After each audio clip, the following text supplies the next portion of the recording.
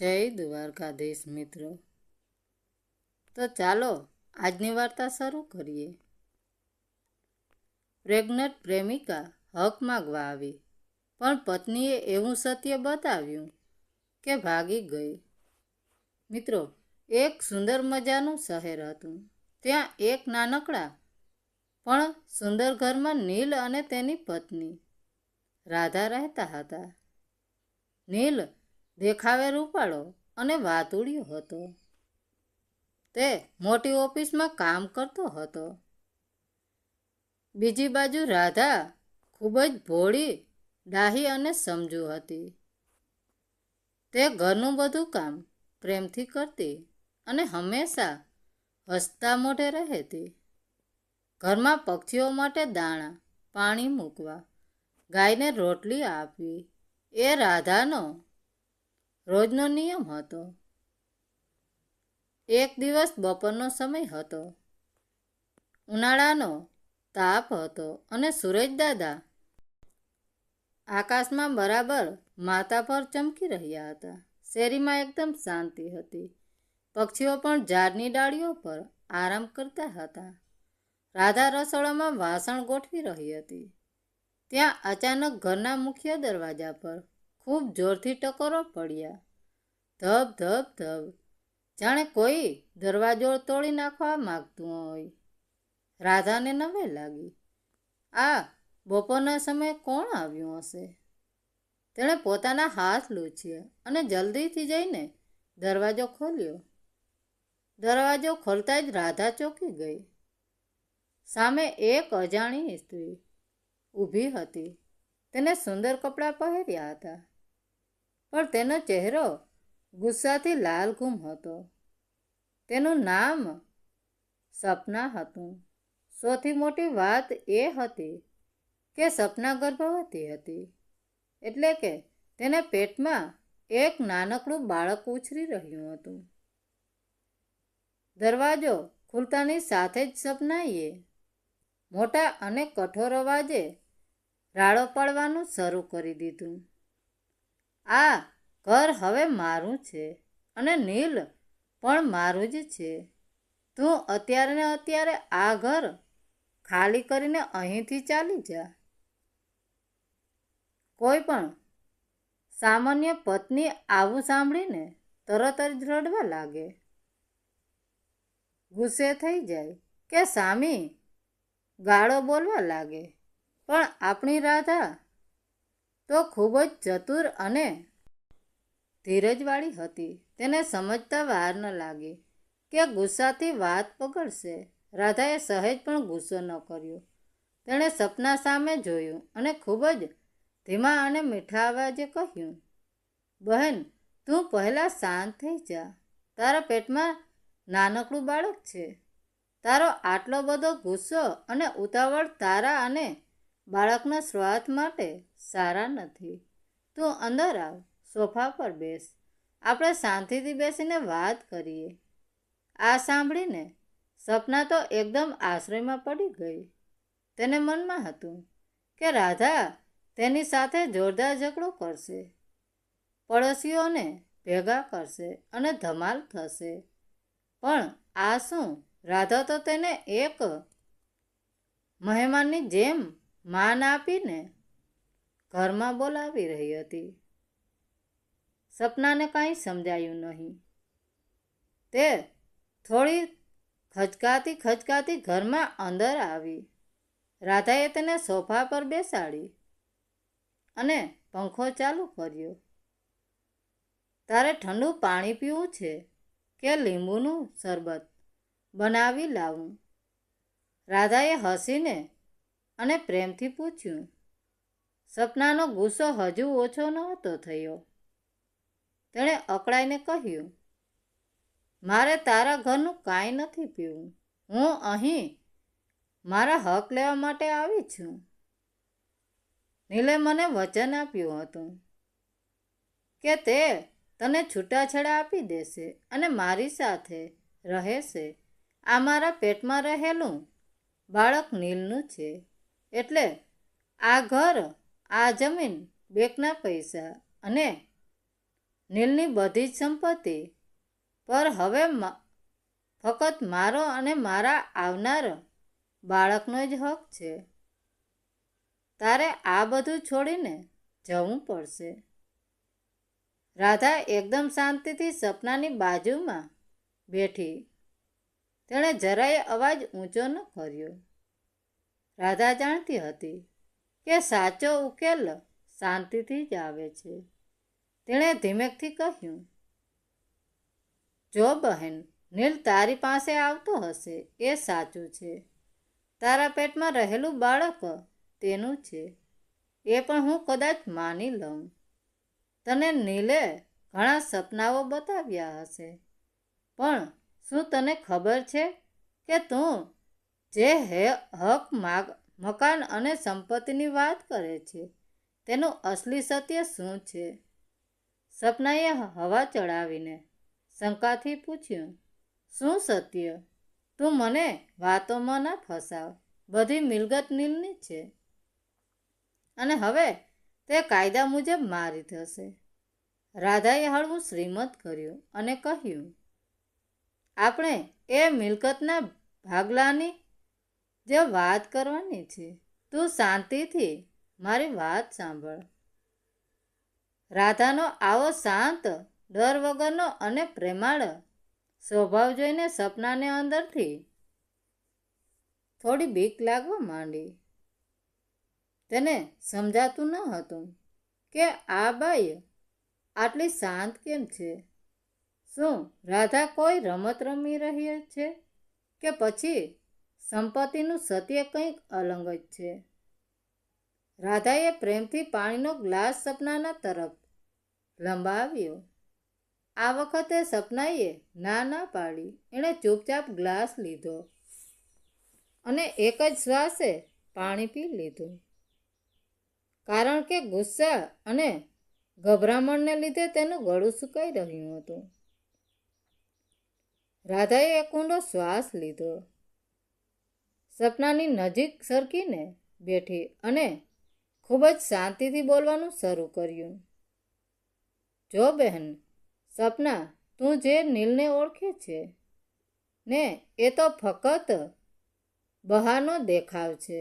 તને એમ છે કે નીલ બહુ કમાય છે, તેની પાસે મોટી ગાડી છે અને આ મોટું મકાન છે, પણ તને આ વૈભવ પાછળનું સાચું ચિત્ર ખબર નથી. સપનાએ નવાઈ પામીને પોતાની મોટી મોટી આંખો વધુ પહોળી કરી અને પૂછ્યું, એટલે તું શું કહેવા માંગે છે? નીલ તો મોટી ઓફિસમાં મોટો સાહેબ છે. એનો પગાર પણ મહિને લાખો રૂપિયામાં છે. એણે મને પોચે કહ્યું છે કે આપણી જિંદગી રાણી જેવી વીતી છે. રાધા સહેજ હસી અને બોલી, હા, તેનો પગાર મોટો છે એ વાત સાચી, પણ એનાથી પણ મોટું દેવું આ ઘર અને નીલ પર છે. તું જે આ સુંદર મકાન જોઈને ખુશ થાય છે ને, એ નીલની સ્વતંત્ર કમાણીનું નથી. આ ઘર ખરીદવા માટે મારા પિતાજીએ પોતાના ઘરના સોનાના દાગીના વેચીને અડધા પૈસા આપ્યા હતા અને બાકીના 50 લાખ રૂપિયા મારે બેંકમાંથી મોટી હોમ લોન લીધેલી છે. દર મહિને નીલના પગારમાંથી અડધાથી વધુ રૂપિયા તો આ ઘરનો હપ્તો ભરવામાં જ સીધા બેંકમાં વહી જાય છે. સપના સાંભળી નીલે હેબતાઈ ગઈ. તેને લાગ્યું કે રાધા તેને ડરાવવા માટે જૂઠું બોલી રહી છે. તે બોલી, ના, તું મને આ ઘર આપવા નથી માંગતી, એટલે મને ખોટી વાતો કહીને ડરાવે છે. રાધા સહેજ પણ ગુસ્સે થયા વગર ઊભી થઈ અને રૂમમાં રહેલા કબાટમાંથી એક મોટી ફાઇલ કાઢી લાવી. તેણે સપનાની સામે એ ફાઇલ ખોલી અને બેંકના લાલ અક્ષરવાળો કાગળો બતાવતા કહ્યું, આ જો બહેન, કાગળો ક્યારેય જૂઠું નથી બોલતા. આ ઘર પર હજી 50 લાખ રૂપિયાની લોન બાકી છે. એટલું જ નહીં, નીલ જે મોટી અને ચમકતી ગાડી લઈને તને ફરવા લાવતો હતો ને, એ ગાડી પર લોન પર જ લીધેલી છે. તેનો પણ મોટો હપ્તો દર મહિને ચૂકવવો પડે છે. જો એક પણ મહિનો હપ્તો ન ભરાય તો બેંકવાળા ગાડી અને ઘર બને જપ્ત કરીને આપણને રસ્તા પર લાવી દેશે. સપનાના પગ નીચેથી જાણે જમીન સરકી ગઈ. તે તો નીલને એક મોટો કરોડપતિ સમજીને તેના પૈસાની લાલચમાં આવીને તેની સાથે સંબંધ બાંધી બેઠી હતી. તેને એમ હતું કે રાધાને કાઢી મૂકીને આ આલિશાન ઘરમાં તે રાણી બનીને રાજ કરશે. પણ અહીં તો આખી વાત જ ઊંધી હતી. રાધાએ સપનાનો ધ્રુજતો હાથ પોતાના હાથમાં લીધો અને ખૂબ જ વહાલથી કહ્યું, બહેન, તું મારા ઘરે તારો હક લેવા આવી છે ને? હું તને જરાય નારાજ નહીં કરું. હું નીલને છોડવા તૈયાર છું માટે અને આ ઘર ખાલી કરવા માટે હમણાં જ તૈયાર છું. મને આ ઘરમાંથી કંઈ જ નથી જોઈતું. પણ કાયદાનો એક નિયમ છે, જો તું નીલની પત્ની બનીને આ ઘરમાં રહેવા માંગતી હોય તો તેની આ મિલકતની સાથે સાથે તેના પર રહેલું આ ઘરનું દેવું પણ તારે જ ચૂકવવું પડશે. તારે દર મહિને આટલા મોટા હપ્તા ભરવા પડશે. બોલ, તું આ સંપત્તિના ભાગલા લેવા તૈયાર છે? સપના તો એકદમ સસ્તબંધ થઈ ગઈ. તેના મોઢામાંથી એક પણ શબ્દ નીકળતો ન હતો. જે નીલની પાછળ તે પાગલ હતી, તે નીલ તો દેવામાં ડુંગર નીચે દબાયેલો હતો. હવે સપનાના મનમાં લાલચની જગ્યાએ મોટો ડર બેસી ગયો હતો. રાધાની વાત સાંભળીને સપના હોશ ઉડી ગયા હતા. તેની મોટી મોટી અને સપનાઓથી ભરેલી આંખોમાં હવે માત્ર મોટો ફફડાટ દેખાતો હતો. તે જે ઘર પર અને જે માણસ પર પોતાનો પૂરો હક જતાવવા આવી હતી, તેનું આટલું ભયાનક અસલી રૂપ સામે આવશે એવી તેણે સપનામાં પણ કલ્પના નહોતી કરી. તેને લાગ્યું હતું કે નીલની પત્ની બનતાની સાથે જ તેણે મોટર ગાડી, નોકર ચાકર અને બંગલો મળી જશે. પણ અહીં તો માથે 50 લાખનું દેવું અને જેલના ચક્કર ખાવા પડે એવી સ્થિતિ હતી. રાધાએ પોતાની વાત આગળ વધારતા સપનાને વધુ ચોંકાવી દીધી. જો બહેન, હજી તો તને આખી વાતનો અડધો જ ભાગ ખબર પડી છે. નીલે હમણાં થોડા દિવસ પહેલા જ પોતાની ઓફિસના કાગળોમાં પણ ગોટાળો કર્યો છે. તેના બોસને આ વાતની ખબર પડી ગઈ છે. ગમે ત્યારે પોલીસ તેને પકડવા માટે આવી શકે છે. મેં તો મારી આખી જિંદગી તેની પાછળ બગાડી, પણ હું નથી ઈચ્છતી કે તું અને તારું આ નિર્દોષ બાળક આ મુશ્કેલીમાં ફસાય.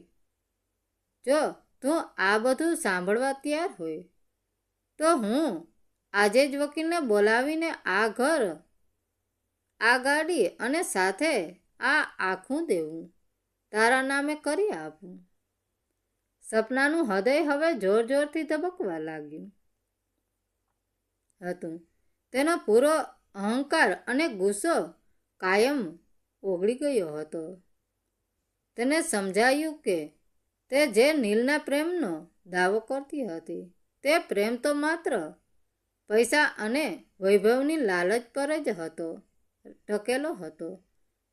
જો નીલ પાસે પૈસા જ ન હોય અને ઉપરથી આટલું મોટું દેવું હોય તો તેની સાથે આખી જિંદગી વિતાવી એ પોતાના પગ પર કુહાડી મારવા જેવું હતું. સપના સોફા પરથી એકદમ જ ઊભી થઈ ગઈ. તેના હાથ પગ ધ્રુજતા હતા. તેણે રાધાના હાથમાંથી પોતાનો હાથ ઝાટકા સાથે છોડાવી લીધો. તે હાંફતા હાંફતા બોલી, ના ના, મારે કોઈ હક નથી જોઈતો. મારે આ ઘરમાં નથી રહેવું કે મારે આ દેવું નથી ચૂકવવું. નીલે મને બહુ મોટો દગો દીધો છે. એણે મને ખોટું બોલીને ફસાવી દીધી. હું તો અહીંથી અત્યારે જાઉં છું. રાધાએ તેને રોકવાનો ડોળ કરતાં કહ્યું, અરે બહેન, એમ ઉતાવળમાં ક્યાં જાય છે? તું તો હમણાં જ ઘર ખાલી કરવા આવી વાતો કરતી હતી ને તારા પેટમાં નીલનું બાળક છે, તો તારે જ આ બધું સાંભળવું જોઈએ ને. પણ સપના હવે રાધાની એક પણ વાત સાંભળવા તૈયાર ન હતી. તેને લાગ્યું કે જો તે અહીં 1 મિનિટ પણ વધારે રોકાશે તો કાયદા કઈ રીતે આ દેવું તેના માથે આવી જશે.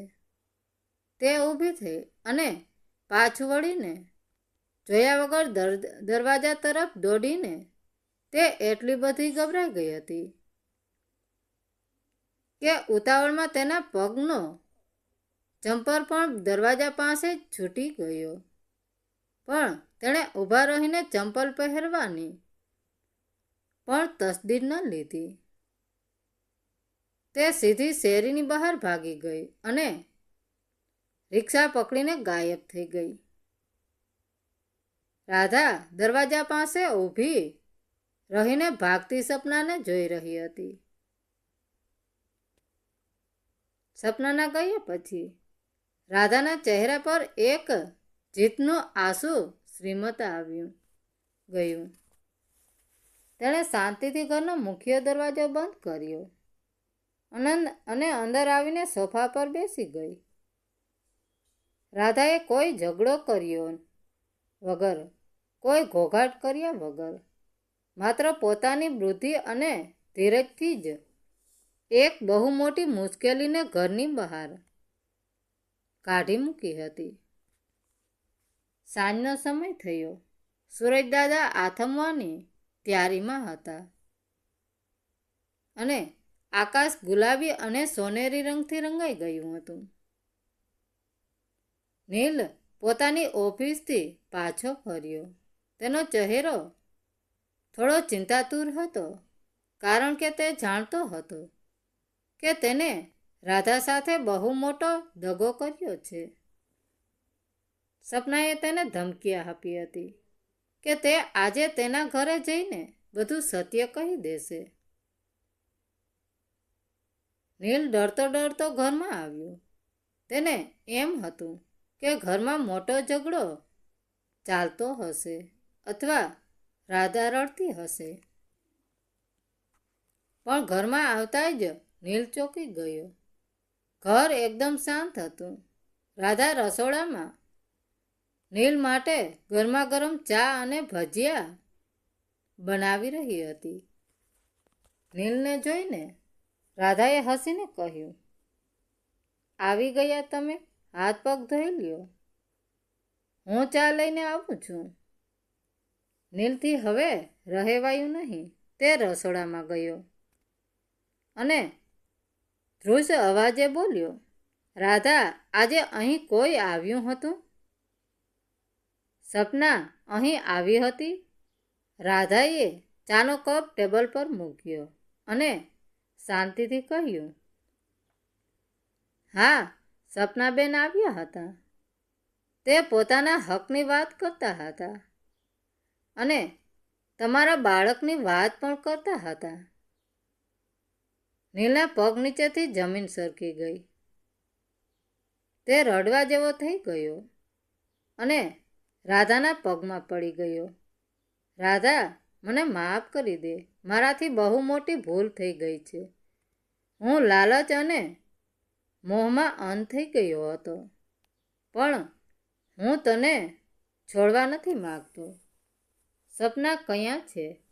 એને તને કોઈ નુકસાન તો નથી પહોંચાડ્યું ને? રાધાએ નીલને પકડીને ઊભો કર્યો અને સોફા પર બેસાડ્યું. તેણે કહ્યું, નીલ, સપના તો ક્યારની પાછું વાળીને જોયા વગર ભાગી ગઈ છે. મેં તેને આપણી સંપત્તિના એવા ભાગલા બતાવ્યા કે તેની બધી જ લાલચ મરી ગઈ. નીલે નવાઈ પામીને પૂછ્યું, પણ આપણી પાસે તો કોઈ દેવું નથી કે ન તો મારા પર કોઈ પોલીસ કેસ છે. તે તેને શું કહ્યું?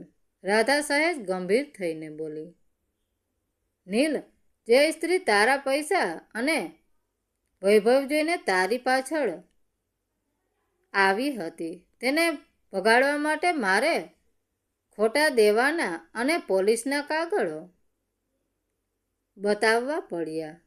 મેં તેને કહ્યું કે આ ઘર અને ગાડી લોન પર છે અને તું દેવામાં ડૂબેલો છે. આ સાંભળતા જ તે ભાગી ગઈ. તે તારાથી પ્રેમ નહોતી કરતી. તે માત્ર તારા સંપત્તિને પ્રેમ કરતી હતી. નીલને પોતાની ભૂલ સમજાઈ ગઈ.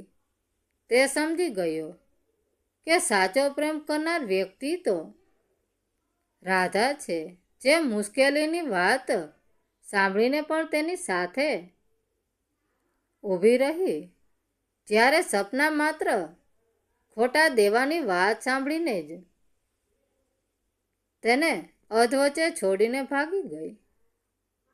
નીલે રાધાના હાથ પકડ્યા અને વચન આપ્યું કે તે હવે જિંદગીમાં ક્યારેય કોઈ મોટું કામ નહીં કરે,